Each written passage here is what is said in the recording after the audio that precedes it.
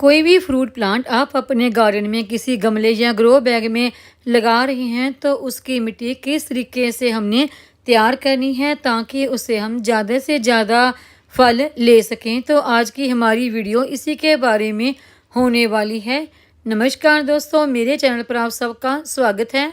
फल वाले पौधे या तो आप ज़मीन में ग्रो करते हैं या फिर आप उन्हें अपने गार्डन में किसी ड्रम या फिर किसी ग्रो बैग या फिर बड़े गमले वगैरह में लगाते हैं। अगर आप प्लांट ज़मीन में लगा रहे हैं या फिर आप किसी ग्रो बैग या गमले में, तो देखिए इन दोनों में ही बहुत ज़्यादा फ़र्क होता है। जब भी आप ज़मीन में कोई फ्रूट प्लांट लगाते हैं तो उसमें आप साल में कम से कम 3 से 4 बार ही खाद देते हैं, क्योंकि उस प्लांट को अगर कोई पोषक तत्वों की कमी भी होती है तो वो ज़मीन से वो पोषक तत्व ले लेता है, क्योंकि उसकी जो जड़ें हैं वो ज़मीन में काफ़ी गहराई तक जाती हैं और उन्हीं जड़ों के द्वारा वो अपने में होने वाली पोषक तत्वों की कमी को पूरा कर लेता है। लेकिन इसके ही उल्ट अगर हम प्लांट को किसी पॉट वगैरह में ग्रो कर रहे हैं तो उसकी एक लिमिट होती है।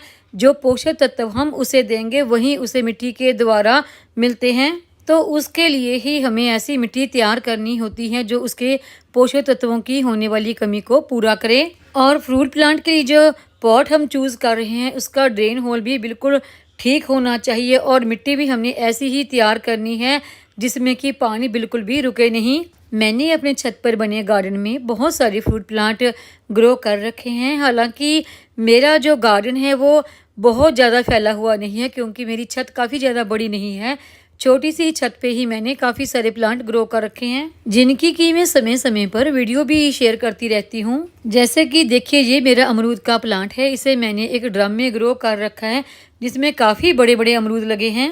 मेरे गार्डन में और भी बहुत सारे फ्रूट प्लांट लगे हैं जैसे कि चीकू, आम, केला, संतरा, जिनकी कि मैं समय समय पर वीडियो शेयर करती रहती हूँ और उनमें अच्छी फ्रूटिंग भी होती है। तो ये देखिए मैंने आपको अपने गार्डन में लगे हुए कुछ अमरूद के प्लांट के फल दिखाए हैं। तो इसी तरह की फ्रूटिंग होती है मेरे गार्डन में लगे प्लांट पर। तो अगर देखिए आप अपने फ्रूट प्लांट किसी पॉट वगैरह में लगा रहे हैं तो उनसे भी इसी तरह की अच्छी फ्रूटिंग लेने के लिए उसके लिए हमने मिट्टी किस तरीके से तैयार करनी है, या फिर यूँ कहूँ कि मैं अपने गार्डन में लगे इन फ्रूट प्लांट के लिए किस तरीके से मिट्टी तैयार करती हूँ। तो उसके लिए हमने सबसे पहले लेनी है अपने ही गार्डन की सिंपल सॉइल, और ये हमने लेनी है तकरीबन 50% के आसपास।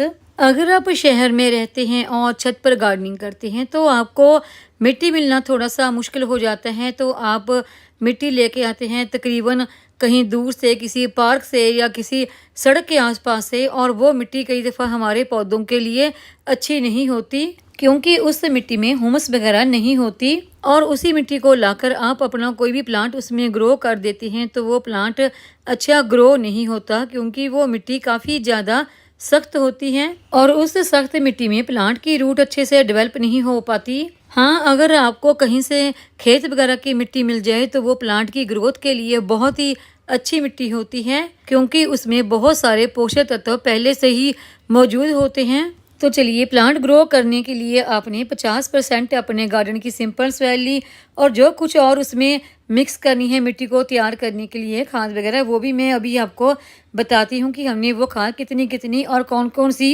लेनी है। तो देखिए ये सबसे पहले मैंने ली है कॉडंग कंपोस्ट, यानी कि गोबर के उपलों की खाद। ये तकरीबन हमने 30% के आसपास लेनी है। ये पूरी तरह से डीकम्पोस्ट होनी चाहिए, वो आप खाद आपने लेनी है। खाद कच्ची ना लें, नहीं तो वो आपके प्लांट को नुकसान भी कर सकती हैं। अगर आपको ये गोबर के उपलों की खाद नहीं मिलती तो उसकी जगह पर आप वर्मी कंपोस्ट या फिर किचन वेस्ट से तैयार खाद है आपके पास, उसका भी इस्तेमाल कर सकते हैं। और जो अगली खाद इसमें मिक्स करनी है हमने, वो है ये नीम की खली। ये नीम की खली आप, अगर आपका गमला 16 इंच जैसे बड़ा है तो उसमें आप 2 चम्मच या फिर 1 मुट्ठी के आसपास ले सकते हैं। अगर थोड़ी सी ज़्यादा भी हो जाएगी तो ये हमारे पौधों को कोई भी नुकसान नहीं करती। ये हमारी मिट्टी में होने वाले कीड़े मकोड़े, बैक्टीरिया या फिर कोई न्यूमेटोड वगैरह हो जाता है उसको दूर करती है। और दूसरा, ये हमारे पौधों के लिए एक बेहतरीन खाद का काम भी करती है। और जो इसमें मिक्स करने के लिए अगली खाद हमने ली है, ये है सरसों खली का पाउडर, ये केक फॉर्म में भी आता है और इस तरह से पाउडर फॉर्म में भी। अगर आप केक फॉर्म में ले रहे हैं तो उसे आप कुछ घंटे पानी में भिगो के रख दें ताकि वो अच्छी तरह से पानी में मिक्स हो जाए। अगर आप इस तरह से पाउडर फॉर्म में लेते हैं तो ये ज़्यादा बेटर रहता है, जल्दी मिक्स हो जाता है मिट्टी में। ये मैंने 2 चम्मच के आसपास लिया है।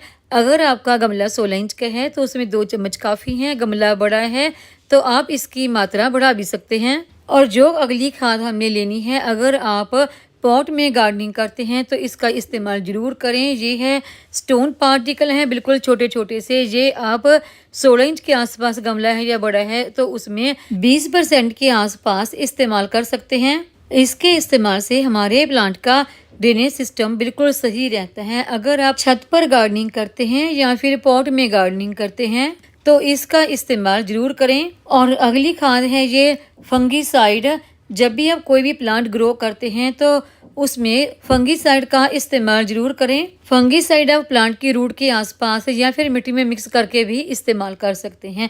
फंगीसाइड आपको कोई बहुत ज़्यादा इस्तेमाल करने की ज़रूरत नहीं होती। तकरीबन आधा चम्मच पॉट के हिसाब से, पॉट छोटा है तो उसमें 1/4 चम्मच इस फंगीसाइड का आप इस्तेमाल कर सकते हैं। फंगीसाइड की जगह पर अगर आप नीम खली का इस्तेमाल करते हैं तो वो ज़्यादा बेटर रहता है। अगर नीम खली नहीं है तो उसकी जगह पर आप इस फंगीसाइड का इस्तेमाल कर सकते हैं।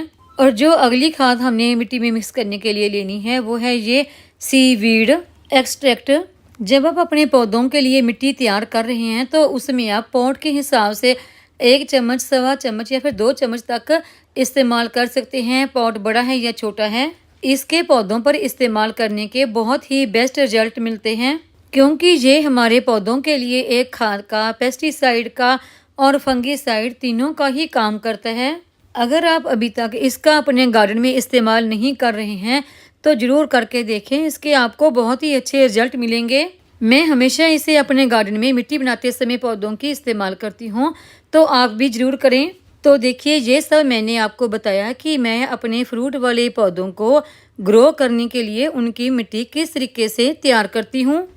तो देखिए, यहाँ पर आपको मैंने मिट्टी तैयार करना तो बताया, लेकिन जो मिट्टी मैंने आपको बताई है ये बिल्कुल सिंपल गार्डन सॉइल है। लेकिन मेरे पास कोई भी मिट्टी बिल्कुल सिंपल गार्डन सॉइल नहीं होती, क्योंकि मैं अपने गार्डन में ज़्यादातर जो मिट्टी है वो किचन वेस्ट ही तैयार करती हूँ। काफ़ी सारी वीडियो में इसके बारे में शेयर कर चुकी हूँ। तो देखिए, यहाँ पर ये मेरे 3 गमले भरकर मिट्टी तैयार है। तो ये सारी मिट्टी मैंने किचन वेस्ट और सूखे पत्तों से ही तैयार की है। इसमें आपको कुछ सूखे पत्ते और कुछ एगशेल और कुछ ये कागज गत्ते के पीस आपको नज़र आ रहे होंगे। इसी तरीके से मैं अपने सभी पौधों के लिए मिट्टी तैयार करती हूँ, क्योंकि देखिए, मैं शहर में रहती हूँ, यहाँ पर ज़्यादा मुझे मिट्टी नहीं मिलती है।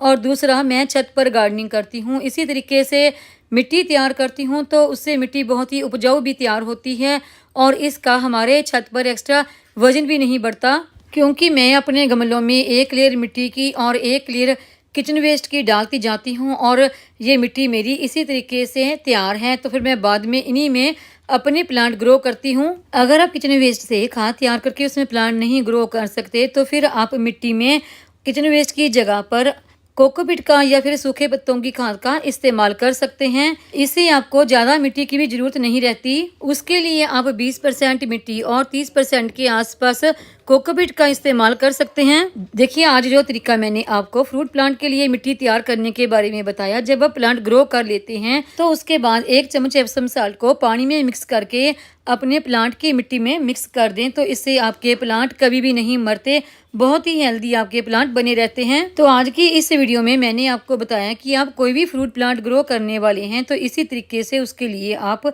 मिट्टी तैयार कर सकते हैं। तो उम्मीद है आपको जो मेरी आज की जानकारी की वीडियो पसंद आई होगी। वीडियो पसंद आई हो तो वीडियो को लाइक, सब्सक्राइब, शेयर और कमेंट जरूर करें। बेल आइकन को दबाएं ताकि मेरी आने वाली हर नई वीडियो का नोटिफिकेशन आपको मिलता रहे।